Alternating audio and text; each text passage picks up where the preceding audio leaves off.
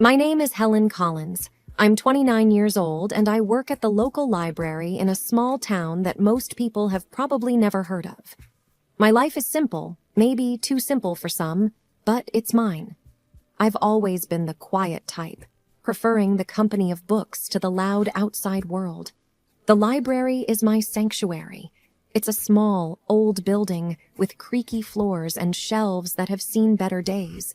But to me, it's perfect. Every day, I open the library doors at 8 a.m., turn on the lights, and breathe in the familiar scent of books. It's a routine that never gets old. My parents passed away when I was young, so I was raised by my grandmother. She was a kind woman, always encouraging me to read and learn. But she's gone now too, and I'm all alone. No siblings, no close relatives, just me and my small world. Good morning, Helen. Mr. Jenkins, a regular visitor, greets me as he walks in. He's an elderly man who spends his days reading history books. Good morning, Mr. Jenkins.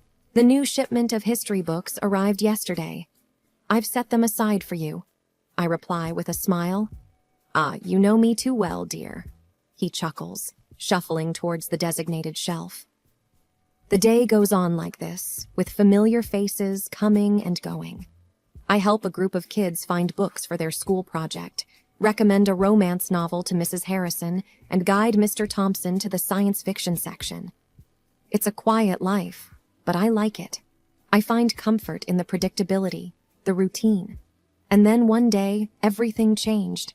The day Jack walked into my life. He came in looking for a book, but I could tell he wasn't the regular library type. He seemed out of place with his crisp suit and confident stride. Can you help me find a book? He asked, his voice smooth and inviting. Of course. What are you looking for? I replied, trying to keep my composure. It's a novel, The Great Gatsby, I believe. Right this way, I said, leading him to the classic section. As I handed him the book, our hands brushed briefly, sending a jolt through me. It was a simple touch, but it lingered in my mind. Thank you, Helen, he said, reading my name tag. I'm Jack. It's nice to meet you, Jack.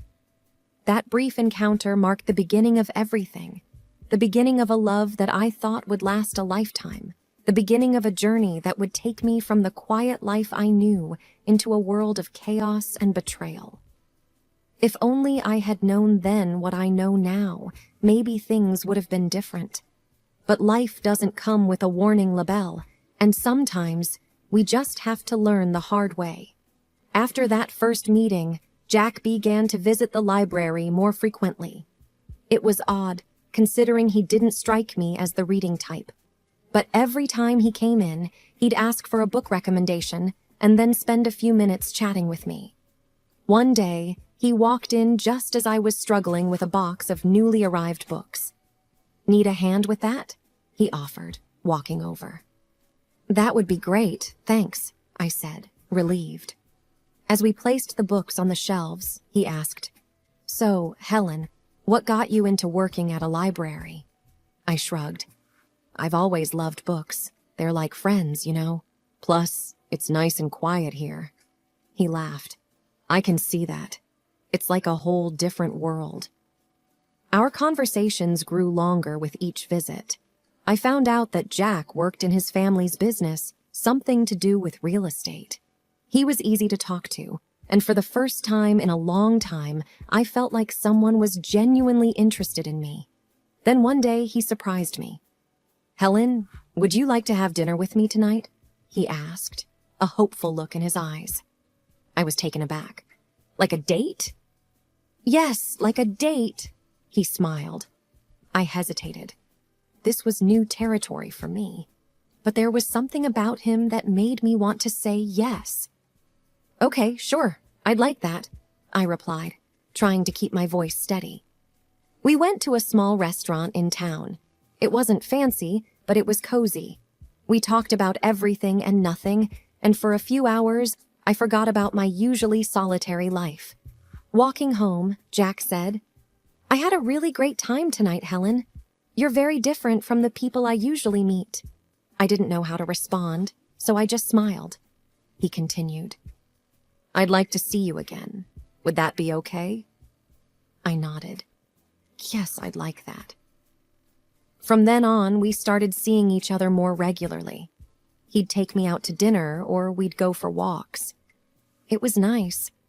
For once, I felt like I was part of something more, part of a world that wasn't just about books and quietness. It wasn't long before I fell for him. Hard.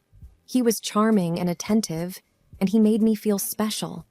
And when he proposed, I didn't hesitate. I said yes. Looking back, I wish I had seen the signs. I wish I had known that the charm was just a mask, a cover for something much less pleasant. But love has a way of blinding you, of making you ignore the warning signs. And I was very much in love, or at least I thought I was. After Jack and I got engaged, things started to change. It began with his parents. They didn't approve of me from the start. They thought I was below their son because I didn't come from money. The first time I met them, it was clear they didn't like me. We were at their house for dinner, and I was nervous. It was a big, fancy house. Nothing like what I was used to. "Helen, this is my mother, Margaret, and my father, Richard," Jack introduced. "Nice to meet you," I said, trying to smile. Margaret looked me up and down. So you're the girl who works at the library." "Yes, I am," I replied, feeling smaller by the second. Richard chimed in. "Jack, couldn't you find someone more suitable?" I felt like crawling into a hole. The dinner was long and uncomfortable. They made it clear they thought I wasn't good enough for their son. But Jack stood up for me, which made me love him even more. Before our wedding, they insisted on a prenuptial agreement. They said it was just a formality. I didn't have much to lose, so I agreed without making a fuss. Once we got married, I moved into Jack's house, which was actually his parents' house. They had given it to him as a wedding gift, but they acted like it was still theirs. His parents came over all the time, unannounced. They'd walk in and start ordering me around.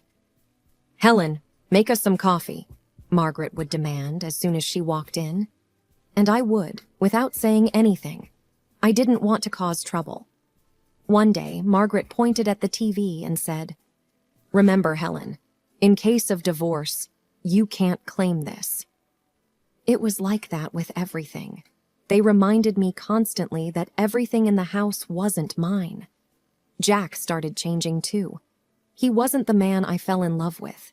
He started joining in on the jokes his parents made about me. One evening, I was trying to decide what to wear for a family event. I asked Jack for his opinion. "This one makes you look less drab," he said, laughing. I was hurt. It was like he was a different person around his parents. He didn't stand up for me anymore. Instead, he laughed along with them. It was exhausting, living in that house. I felt like an outsider, an unwanted guest. I kept hoping things would get better, but they only got worse. The stress got to me. I started having stomach pains, bad ones. I tried to ignore them, but one day I collapsed at the library. I woke up in the hospital. The doctor said it was stress-related. I was in the hospital for a few days. Jack didn't visit. He didn't even call. I felt so alone. Then, one day, a notary came to my room. He had news. My great-aunt, someone I barely remembered, had passed away, and she had left me her fortune, $30 million. I couldn't believe it. I didn't even know what to do with that kind of money. But suddenly, I wasn't just the poor girl from the library anymore. When Jack and his parents found out, they came to visit. Suddenly, they were all smiles and sweetness. "Darling, we're so happy for you," Margaret said, her voice dripping with fake concern. "Yes, we're a family. We should support each other," Richard added. I didn't buy it. It was too much of a change. After they left, I overheard them talking outside my room. They didn't know I was listening. "She's such a fool. Can you believe our luck?" Jack laughed. We need to make sure she doesn't leave you, Jack. Maybe you should have a child with her. That will tie her down, Margaret suggested. I felt sick to my stomach. These people didn't care about me. They just wanted my money. I knew then what I had to do. I had to get out of that house, away from these people. I had to take control of my life. I wasn't going to be their victim anymore. I left the hospital with a plan in my mind. I knew what I had to do. As I got home, Jack and his parents were waiting. They were all smiles, acting like the caring family they never were. "Oh, Helen, we were so worried about you," Margaret exclaimed. I nodded but didn't say much. I needed to act normal, not to tip them off. Jack came closer.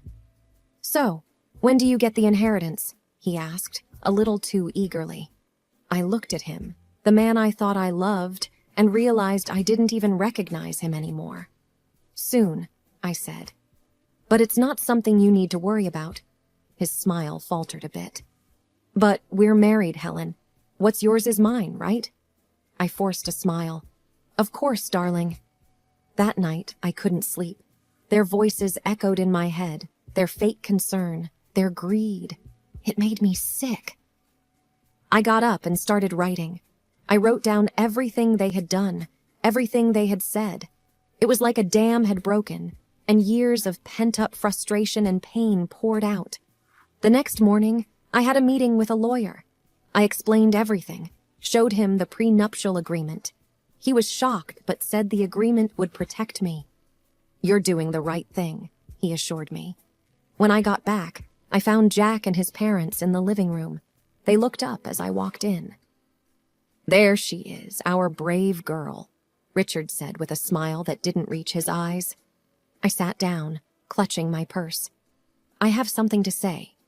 They all looked at me, curious. "I'm filing for divorce," I said, my voice steady. The room went silent. Then Margaret erupted. "What? You ungrateful little—" Jack was on his feet. "Helen, you can't be serious. We love you." "Do you, Jack?" "Because I don't feel loved. I feel used." Margaret was fuming. "We'll sue you. We'll take half of your inheritance." I reached into my purse and pulled out a copy of the prenuptial agreement. "Actually, you can't. This says neither of us can claim the other's property in case of divorce." They were speechless. For the first time, I felt in control. I stood up. "I'm leaving. I don't want any of you to contact me." I walked out of that house, their shouts and insults trailing behind me. It was the hardest thing I'd ever done. But as I drove away, I felt a weight lift off my shoulders. I was free from their disdain, their manipulation. For the first time in a long time, I felt like I could breathe. I didn't know what the future held, but I knew it had to be better than the past.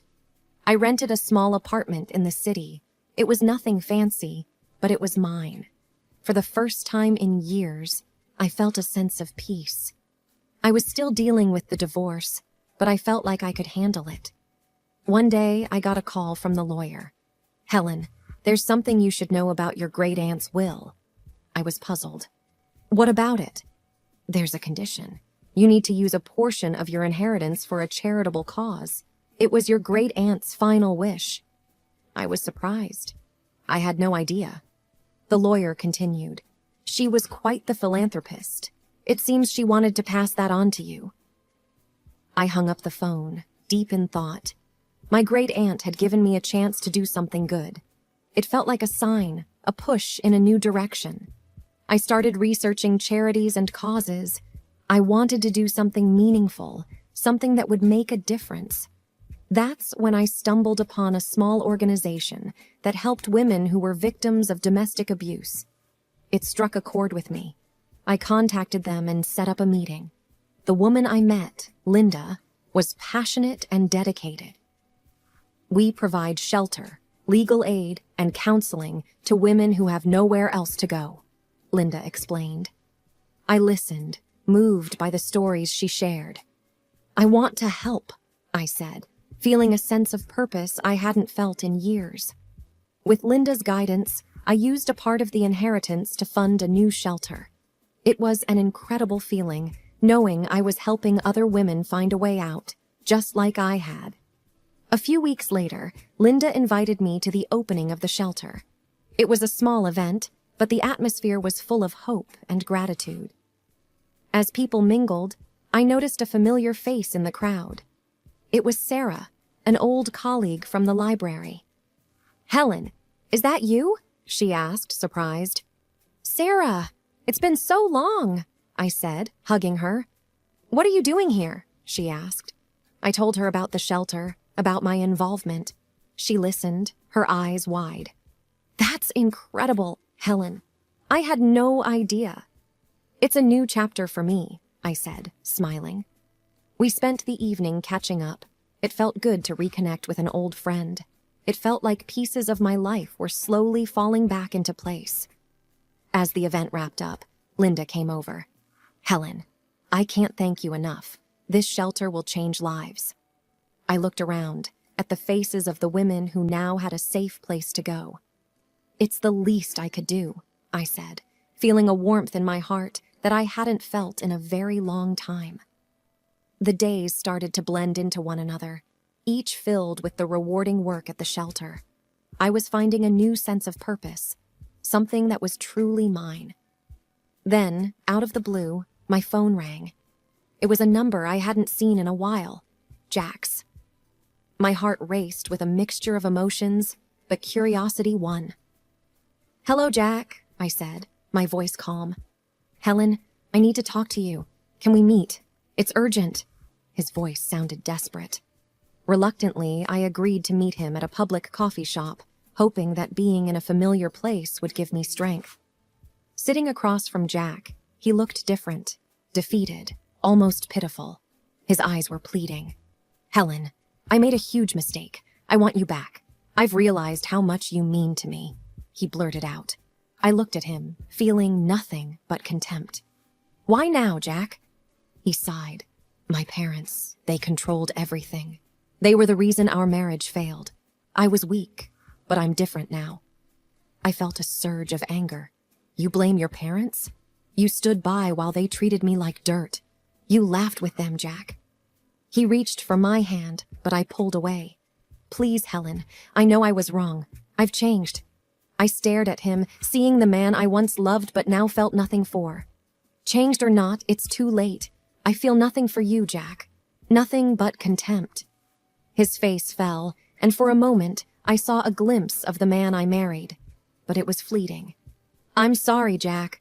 I've moved on. I have a life now, a purpose. There's no place for you in it," I said firmly.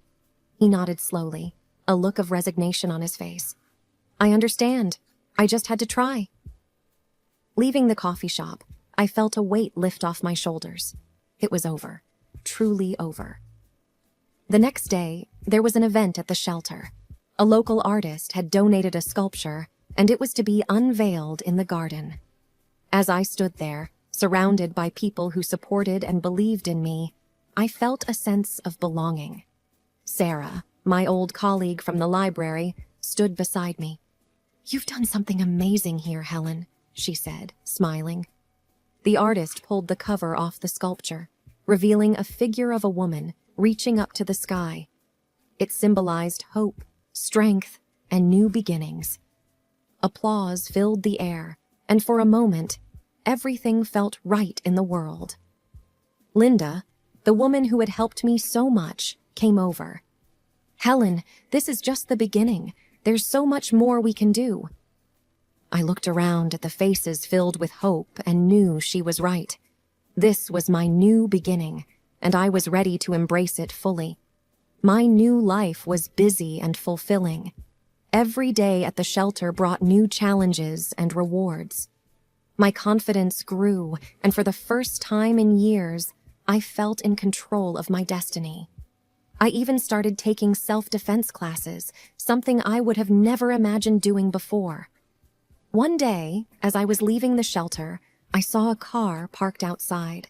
It was my mother-in-law, Margaret, and she stepped out as soon as she saw me. "Helen, we need to talk," she said, her voice softer than I'd ever heard. "I have nothing to say to you, Margaret," I replied, my voice steady. Please, just hear me out. I've realized how wrong we were, she pleaded. I stopped and looked at her. She seemed genuine, but I couldn't forget the past. What do you want, Margaret? I want to apologize. I treated you terribly. I've lost my son because of it, and I don't want to lose you, too. You were like the daughter I never had, she said, her eyes glistening with tears. I felt a pang of something, sympathy, perhaps, but I pushed it away. Margaret, you made my life a living hell. An apology won't change that. I've moved on, and I suggest you do the same, I said firmly. She reached out to me, but I stepped back. Please, Helen, I know I can't undo the past, but I want to make things right. I shook my head. It's too late for that. Goodbye, Margaret.